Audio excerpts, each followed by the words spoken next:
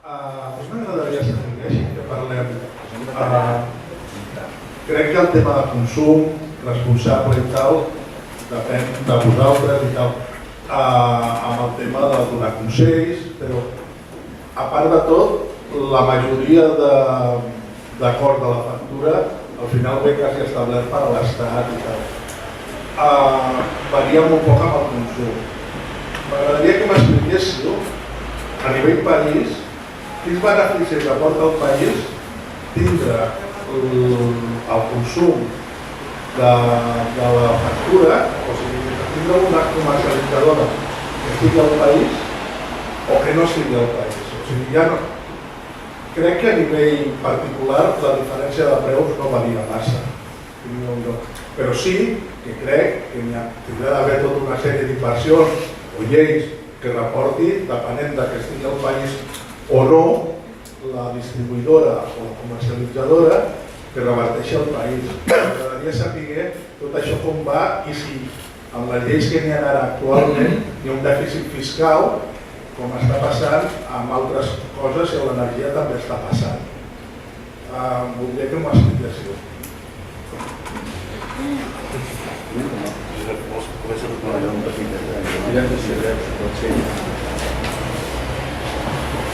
No és que sigui, almenys jo no sigui molt entès en aquest tema, però automàticament el tema de l'IVA, si les empreses que facturem aquí es queda molt bona part d'aquest IVA queda dintre d'aquí de la comunitat. Si agafem empreses com pugui ser Endesa o Iberdrola, o empreses que estan facturant fora de Catalunya, estan facturant des de Madrid, o en el tema del gas, en el gas propano, si anem a Repsol, resulta que l'IVA es quedarà tot a Madrid. Facturem i facturen en un mig de Madrid, cosa que si som empreses que estem facturant aquí, a part de l'IVA ja queda una bona part directament. No sé el percentatge, però si estem en un 25% que queda directament aquí, igual que repercuteixen els ajuntaments. Igual que repercuteixen els ajuntaments. Bé, aquí parlarem més a títol personal que com està venint, però bueno, bàsicament, si mirem des d'un punt de vista de negoci, aquí el Jordi ens pot ajudar bastant, és a dir, jo si tinc una comercialitzadora i pago el sou a les persones d'aquí, el sou es queda aquí, per tant la botiga del costat té una entrada de calés, aquest botiga pot comprar el del costat, per tant podríem fer una mica el que seria el cercle de l'economia proper, no? És a dir, mentre que si pago una gran empresa, possiblement a nivell d'impostos i tot això, l'IVA possiblement estigui més aquí, l'impost de societats es va cap allà, en alguna cosa jo puc augmentar sous i deixar una mica l'impost de benefici de societats. El benefici net per a pagar l'impost de societats gairebé a zero. Aquí podríem jugar una mica en aquest aspecte perquè s'ha de ser més escalers aquí. O revertir l'inversió també en el territori, és a dir, si com a comercialitzadora puc obrir botigues o monto un millor canal per a que la gent estigui més atesa en català i aquest aspecte podríem fer-ho des d'aquest punt de vista. Per tant, l'aposta cap a les comercialitzadores, i aquí entraria ja amb el marge que ens deixa poder jugar en aquest aspecte financer que comentava abans la Pilar, i el Pere o també som energia. Sí, amb aquest petit marge és dir què puc fer jo per millorar la meva relació, que parlàvem abans també la pregunta de qualitat de relació entre el consumidor i la proximitat amb la comercialitzadora. Aquesta seria l'aposta, entendre que des de l'empresa hem de fer un esforç per apostar pel territori, invertir els calés aquí tant amb gent com amb actius i després intentar ajustar al màxim zero perquè no sortís. Per això dic jo a títol personal. Aquí ja no sé si algú vol participar més, Jordi. Si vols afegeixo una part de coses. I per tot el que nosaltres consumim, absolutament tot, hi ha una part que hem de comprar a l'exterior sempre. Sempre. Això vol dir que tenim un dèficit de diners que marxaran cap a fora. Ja no estic parlant fiscalment, estic parlant comercialment. I per això, des del cercle, sempre hem dit a les empreses exporteu. Exporteu perquè això generarà una entrada de diners cap al país que llavors facilitarà tenir un circulant que fa que la gent pugui comercialitzar. Així com a les empreses diríem exporteu, això ho hem canviat una mica, ara els diríem aneu fora. Perquè la veritat és que el món és molt gran i hi ha moltes oportunitats, però en el sector energètic sempre tindrem aquesta dependència bàsicament del petroli, però també d'altres.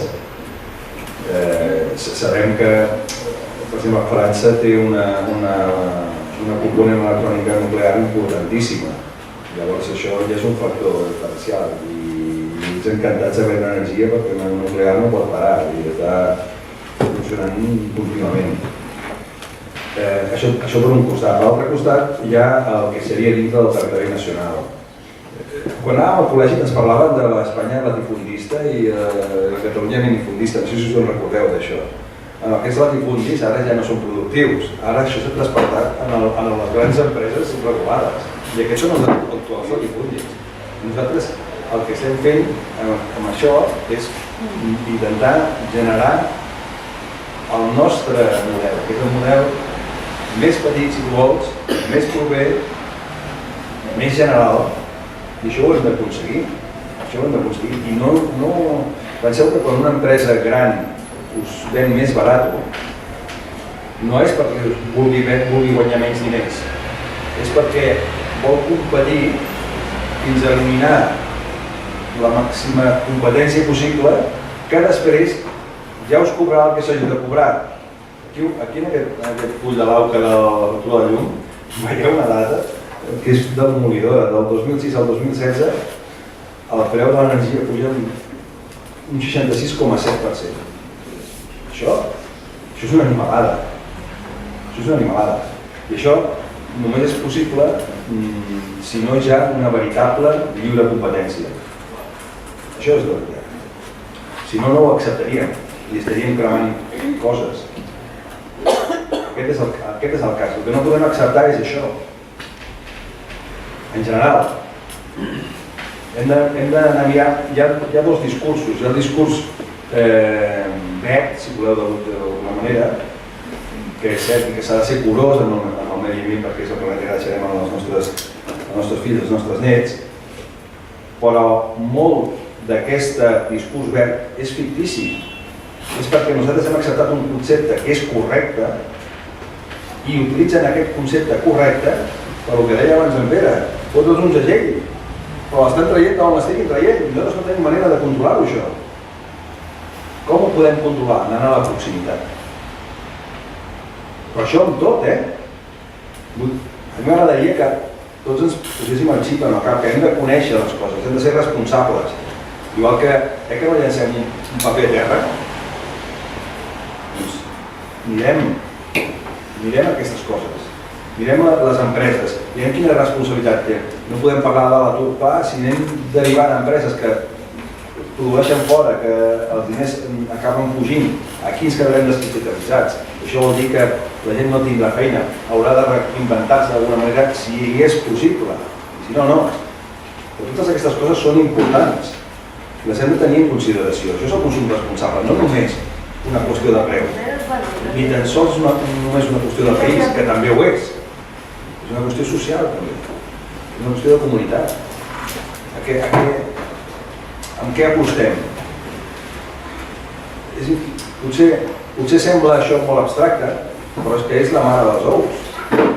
I jo, tant de bo, tothom tingués iniciativa d'anar generant aquestes coses. S'ha de ser valent, s'ha de lluitar contra els grans, perquè els grans cada cop seran més grans. Hi ha un moment que no es podran ser més grans fins que ho tinguin tot. I hem de començar a apostar per això, perquè el que és proper... El meu avi deia una frase que no sé si digui, que cap animal es caga al niu. I és veritat.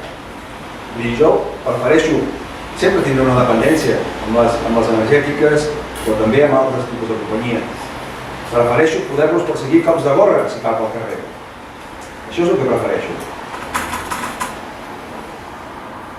De gent com això.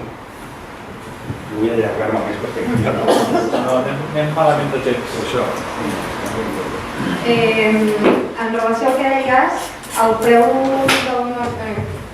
Això és el que més m'agrada a mi de la meva feina, O sigui que crec que ja ho saps per l'altre que vam estar junts. El 45% del terme d'energia, o sigui, el que paguem a terme d'energia quilowatt per aquell preu, només el 45% és matèria prima de l'energia, tot el que més són impostos. Aquí cobra des del municipi, es paga un impost a cada municipi on hi ha aquell punt de subministrament, crec que són 1,5 euros cada 1.000 quilowatts, que quan vagi sumant són molts diners que s'emporta al municipi. El municipi està invertint en eficiència energètica per ell mateix amb aquests diners? O en què el reinverteix? perquè jo de moment no l'he vist mai aquesta partida en cap dels municipis. No sé què en fan d'aquests diners. I t'asseguro que són molts. En una casa potser són pocs, però una empresa que paga 200.000 euros al mes de llum, són molts diners que recauda el municipi. Què fan amb aquests diners? Doncs si els reinvertissin en una millora energètica de cara al poble, doncs segurament podríem fer moltes més coses. Llavors, un altre dels costos que hi ha aquí dins del preu del quilowatt són costos financers. Les elèctriques són molt dolentes, però són les úniques que donem un servei que cobrem a posteriori de donar-lo. Nosaltres cada dia paguem l'energia que els nostres clients estan consumint, però nosaltres cobrem del client a final de mes, si ens paga. Per donar-te un ordre de magnitud, nosaltres al de gener teníem 20.000 euros d'impagats i perquè veieu malament que està el país en tenim 70.000. Tenim 50.000 euros més d'impagats perquè la gent no pot pagar.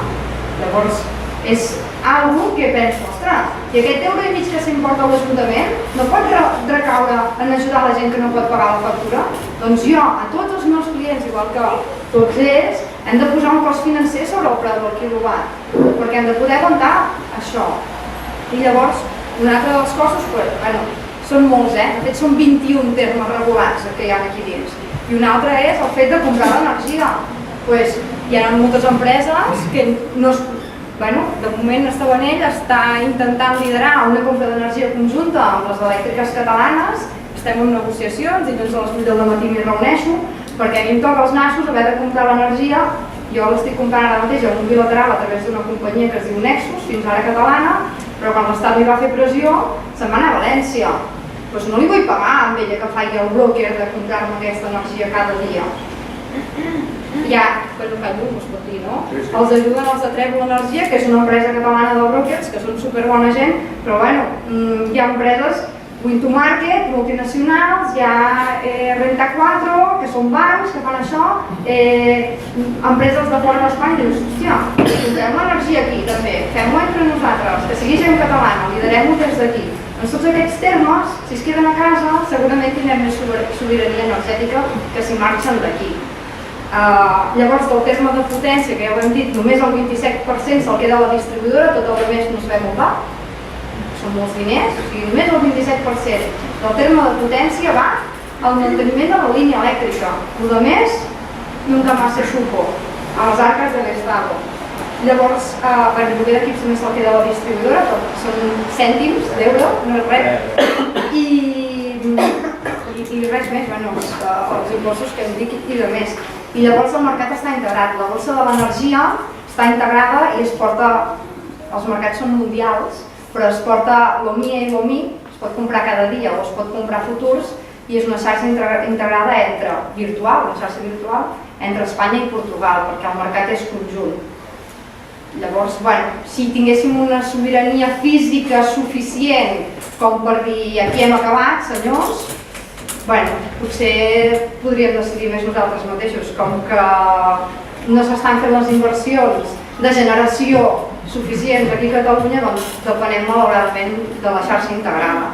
L'energia ens ve des de França i ens ve també des del Marroc i ens anem compensant.